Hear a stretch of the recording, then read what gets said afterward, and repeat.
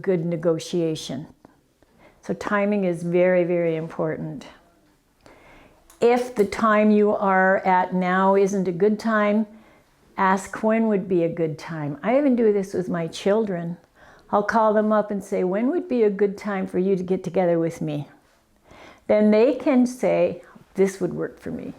And if it works for me too, that's good. And if it doesn't, then we negotiate on when would be a good time for us to get together. I respect you as a human being is very, very important. Respect in any conversation is vital. Beware of boundaries or spirit killers, particularly when you're dealing with children or people who have been wounded. Spirit killers can be almost an offhand word that you don't mean anything by, but that they take very seriously. So you want to pay attention to how they're receiving what you have to say. And you might even want to ask, is this hurtful for you? Spirit killers that aren't quite so obvious is saying something that tags them that you're not aware would be an issue for them. And I'm trying to think of an example for that. But offhand, can you think of anything? Oh, not right this second. Well, an obvious spirit killer would have been, you were really dumb to set your clock for 6 p.m. instead of 6 a.m. Or, how could you have done something so stupid? Because I already said that to myself. I don't need you to say it to me. Don't gossip or engage in character assassinations. Gossip is when you're trying to talk with somebody and you're talking about somebody who is not there. That's gossip. Doesn't matter if it's true or if it's false. It's not a good idea to ever discuss someone who is not there unless you're saying something very short and very positive. And don't engage in character assassinations. And character assassinations are when you say something about someone that attacks their character. Like, I don't believe that person, or I'm not sure I can trust that person. And some character assassinations that people can't help is where they come from, how tall or short they are, how they look, and to make comments about those kinds of things are definite character assassinations. Stick with one issue and choose your battle.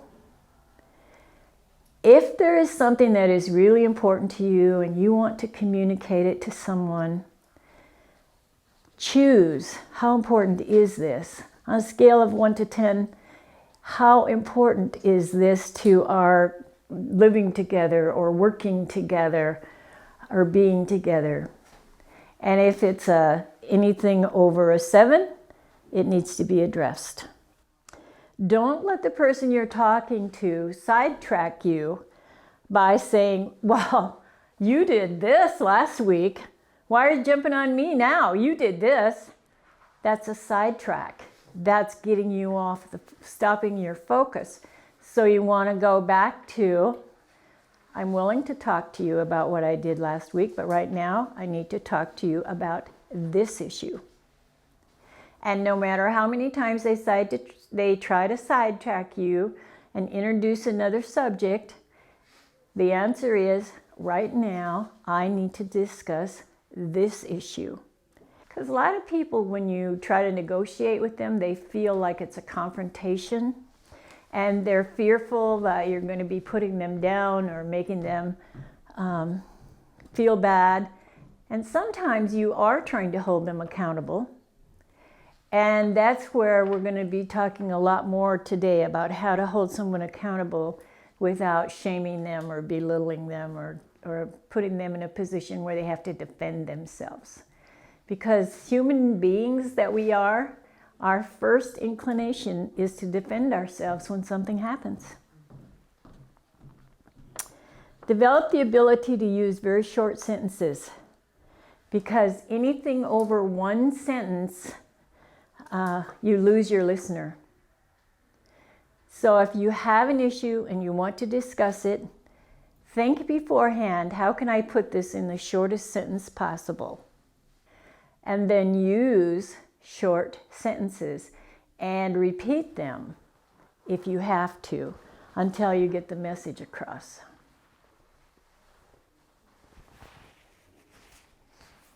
Avoid red flag words.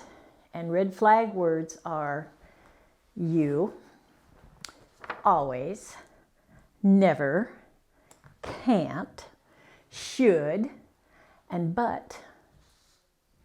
And those words create defensiveness in people. And when you use the word but, actually what you're doing is you're eliminating everything you said before that. So, you're a good guy, but you forgot to get my coffee. So what I'm saying is, you jerk, you didn't get my coffee. Do you understand how that works? So that but wipes out whatever you've said before. And I think we're so used to using that word that we don't really think about it. Don't pretend to be asking a question if you're really making a statement. If you're really saying, this is what I think I want to do, or this is what I think we should do, don't say, what do you think we should do? And try to get them to guess what's on your mind. And it's very, very important to be open and above board when you're talking with people. So then if you learn how to communicate from your point of view, then the other thing you have to learn how to do is listen. Listening is vitally important. First of all, make good eye contact. If someone is trying to talk to you, let them know that you are present. And today, with all these cell phones and texting and messaging, a lot of times their bodies are there, but their minds are not there. And that happened even before that. And to even say that, I am listening. And we have three ways of communicating, which is kinesthetic, which is touching, audio, which is ears, and visual, which is eyes. And unless you know a person well, you don't know how they best communicate.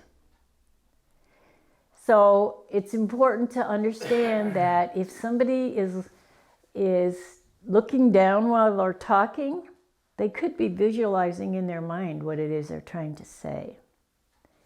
And it's also important to ask, how can I best listen to you? Or how can you best hear me? Does that make sense? Put yourself in the other person's shoes. If I was him, how would I feel? Or if I was her, how would I feel? And this is really hard if you're upset with somebody or you're feeling like they're just not listening to you. It's really important to try to put yourself in their shoes and try to empathize with where they're coming from without allowing them to avoid the subject. There's a fine line there between, okay, if this happened to me, I might feel that same way, and allowing them to make excuses. Is that helpful? Does that make sense to you guys? Always save your questions until the person is finished speaking. Here's what happens a lot, and this happens to me a lot. I'll be talking to someone, and before I even get done with the sentence, they're asking me a question. Oh, what did they look like? Oh, and what happened then? And I'm not even done talking. And so it's important to wait until a person is finished talking. Then if you have questions, ask the questions. When you are listening to someone, let them know you hear them, either by reaching out and touching them, which is kinesthetic, nodding your head, which is visual, or going like this, which is audio. I hear you. I'm with you. and encourage them to further explain what it is they're talking about by saying, and then what? And how did you feel about that? So that they know you're really hearing them and you know you really care about what it is they're saying. Be very careful not to allow yourself to be a target of abusive language. If you're speaking with somebody who is upset with you, the chances are they could get into some abusive language, and you want to stop them. Immediately, as soon as this comes up, you want to hold up your hand. You want to say, all right, this isn't working for me. We'll have to do this later. When's a good time? I can't hear this language. I won't hear this language. So that they're aware that they have to speak. And a lot of times if somebody is speaking to me, I'll say, could you use your indoor voice? Because they're getting riled up. They're not really mad at me, but they're telling me about somebody that they are mad about. And I'll go, could you use your indoor voice? And could you not use that four-letter word that really disturbs me? So that they'll slow down, they'll listen, and they'll watch their language. Because I don't want to listen to a bunch of four-letter words, even if it's not me that they're not mad at. Then check your assumptions about this person. I used to get a lot in trouble when I was doing intakes for a treatment center because I would have assumptions based on the person that I was looking at. And my assumption would be, oh, this never happened to them.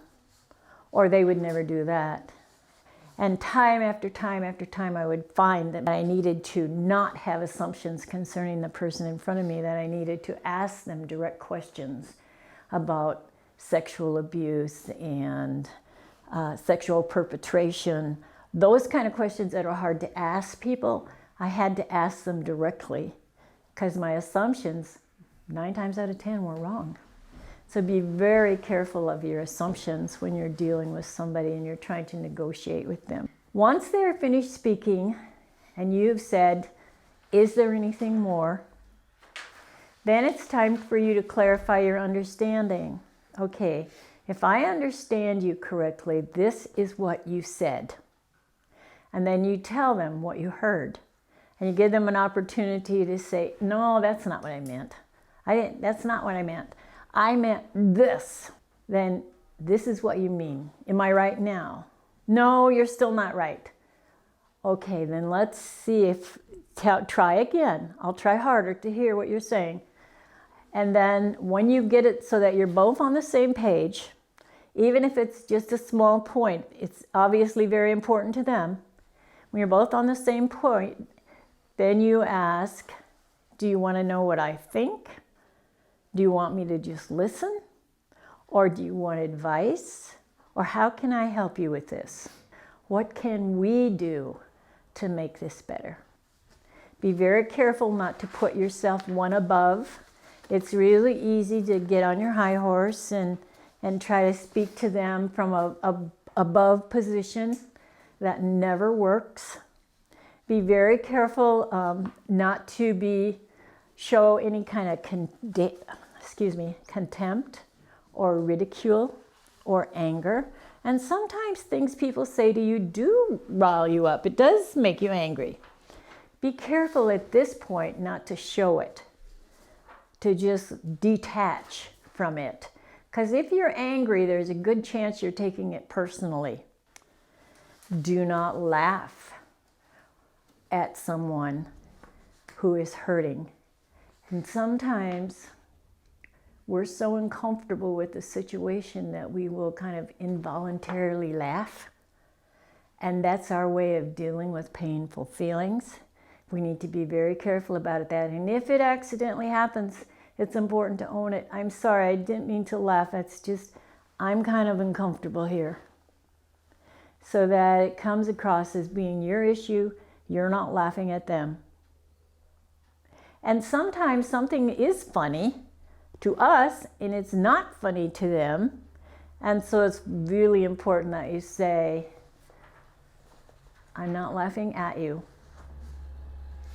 I'm laughing at how I would be if I were in that situation.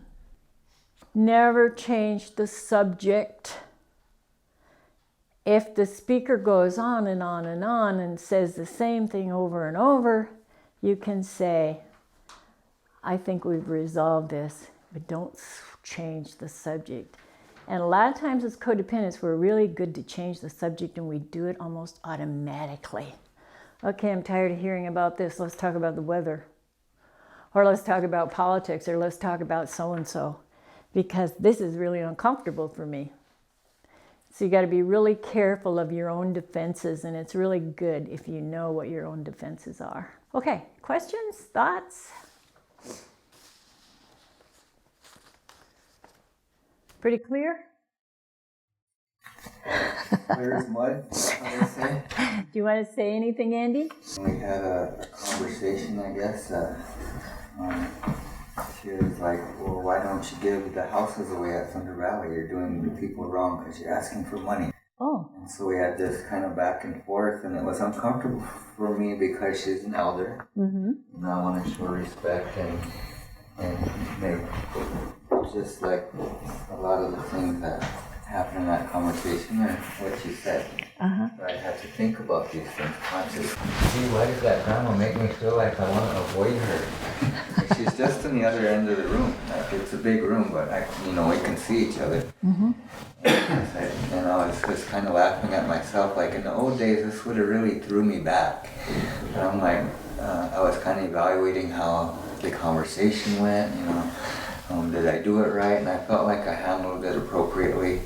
But I still had this odd feeling of, gee, I just want to avoid that grandma because she might say something again. Yeah. And the next morning, it was just me and her in her room getting ready to set up. And I went over and shook her hand, said good morning. And she was teasing me. She was like, if you buy one of my earrings, then we don't have to argue today.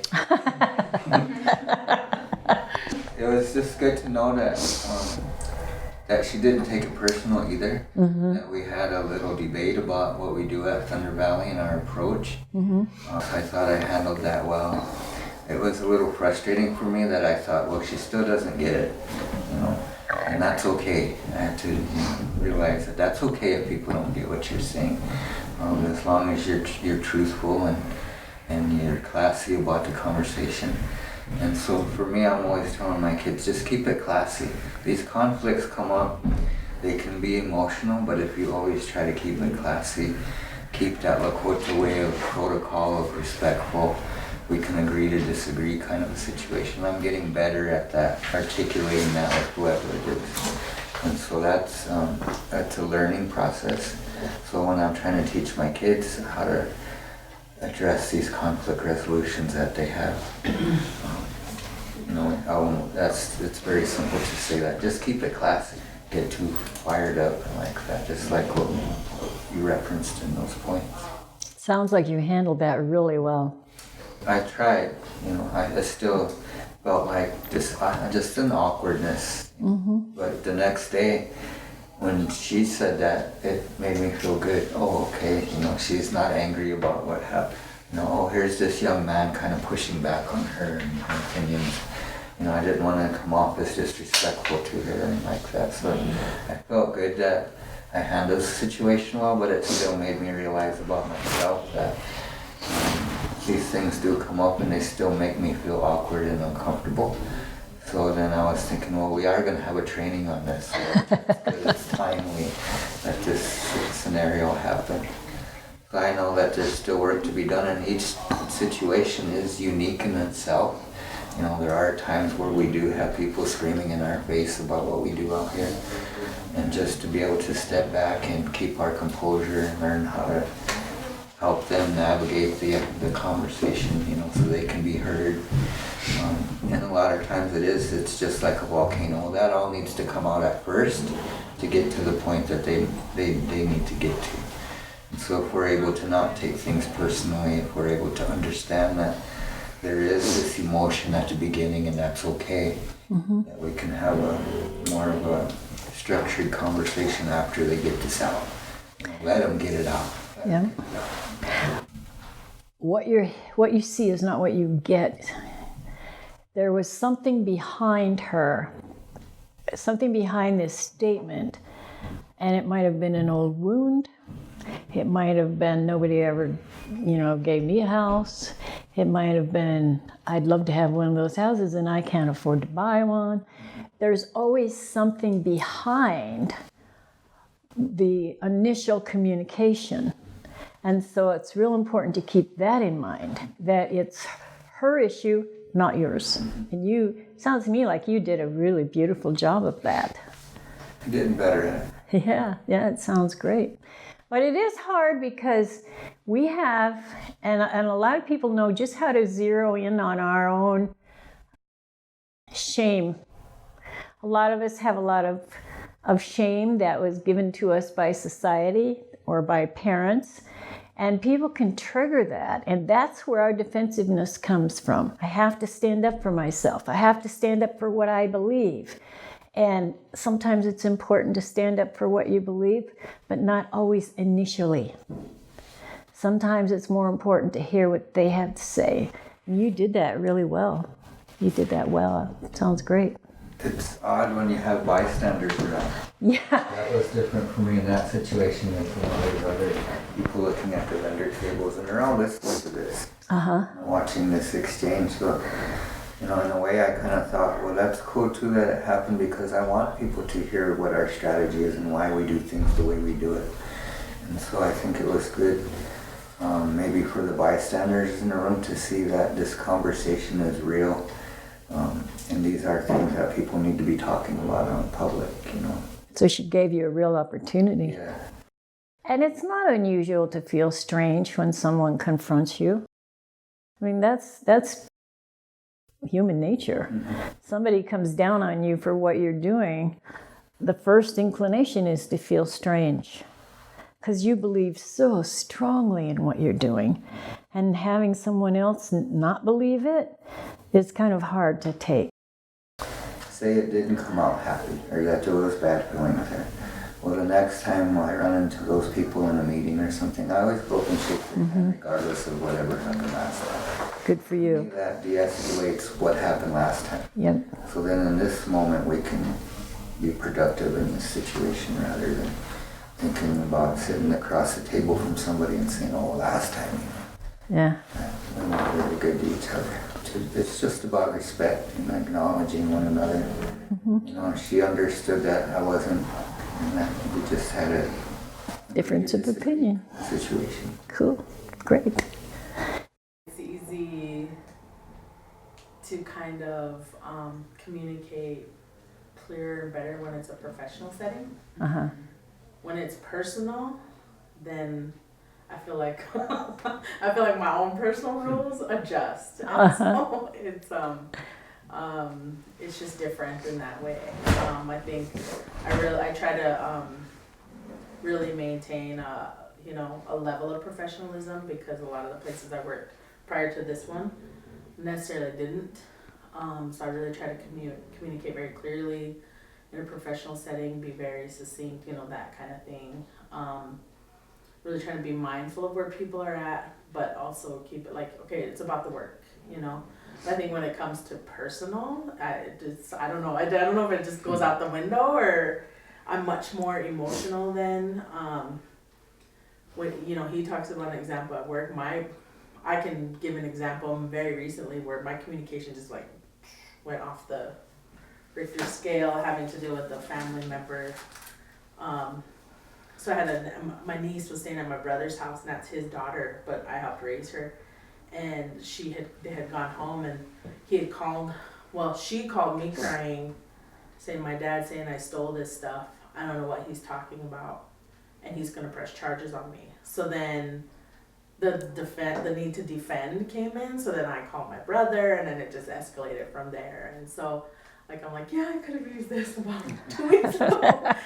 Because I wished I would have done it differently, but I didn't, and I think it was, I don't have children of my own, but taking care of these kids for so long, I feel responsible for them. And I also feel responsible to help them navigate things, so I don't know. I felt like very mother bear in that situation. And so I wish I would have done it differently, but and I don't know now, how to approach that situation. I think now I would have done it differently, but at the time it's just like high emotion, lots of, yeah, so it was not a good, it's a bad example, but I mean, I think it's one thing to know that, but then when emotions are involved, it's another thing to implement. And that's So a that was my perfect, practice, I think. yeah. That's my practice, and I totally failed. That's a perfect example of why it's so important to stop and think. And it's not that we can't all do that. I can get really irate. I have learned, though, to stop and write out what I'm irate about. Because then when I go to approach it, I've gotten rid of the most of it, and I can be more sensible about what it is I want to say. It's easy to get upset and get irate, and especially when somebody you love is being threatened, and you just want to go in there and take care of it. That's, yeah, it sounds to me like you learned a very valuable lesson, and that, you know, you'll find another way to handle it. And how are you, Ruth? Is everything good?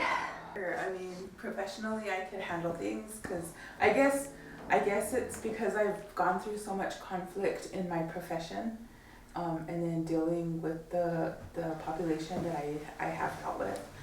But personal kind of gets fuzzy. Mm-hmm. It does. Yeah. It does really. I was just thinking about this weekend. I've been with my boyfriend for 2 years now, and we're just starting to get all this stuff from relatives about when you're gonna get married, because we're not married. And then I started thinking, oh my God, should we get married? Do we need to get married? So then I'd read him stuff that I'd get messages or whatever, and he would say nothing. And I would be like, then I'd get mad and I think, how come he doesn't want to say nothing? So I'd done that for like 3 days last week, and then finally this weekend, I was like, I was mad because he would avoid. He's my avoider of conversations sometimes, and then I remember one night I was like, how come you never say anything when I mention this? And he's like, mention what? And boy, I got pissed off. And so then I said, okay, never mind. I said, I don't want to get mad. I'm gonna just go in the room for a while. And I went in the room and I journaled what I wanted to do, because I have my journal by the bed. And I journaled, and I was like, why am I getting mad? You know, what's going on with me?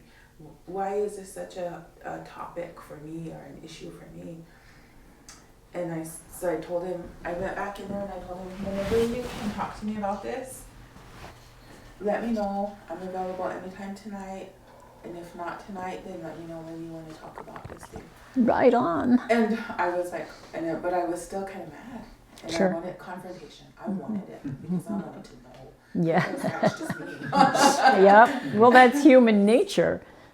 So then I told him, I said, and he said, and he was sitting on the computer playing his card game, and he didn't say anything. So I walked in the room. I was like, called back, closed the door, was listening to music, and then he comes in and he says, well, let's talk about this then. So I was like, so what do you think about marriage? And he's like, I don't know, what do you think? And I said, I will tell you what I think whenever I hear what you think, because I need to know what you think about marriage. And he was quiet, I swear, for half an hour, and it was the longest half an hour of my life. And he said, well, we're together, aren't we? So I said, yeah, but that isn't the question I asked you.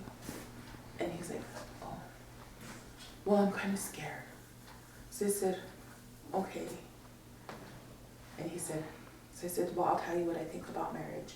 And he said, okay. So I said, I think we're doing good right now. That marriage isn't an issue for me. And I don't feel like we need to, but your family and my family keeps pushing me. And I need to know this, so I will know what to tell them when they ask when we're going to get married. So surprised, huh? Yeah, that I wasn't angry, but I wanted to know what he thought. Yeah. So I could, like, if Morris came and said, so when are you guys getting married? Like everybody's doing to us, I could say, oh, well, we're not going to get married. We don't have our plans. We're doing good where we're at right now.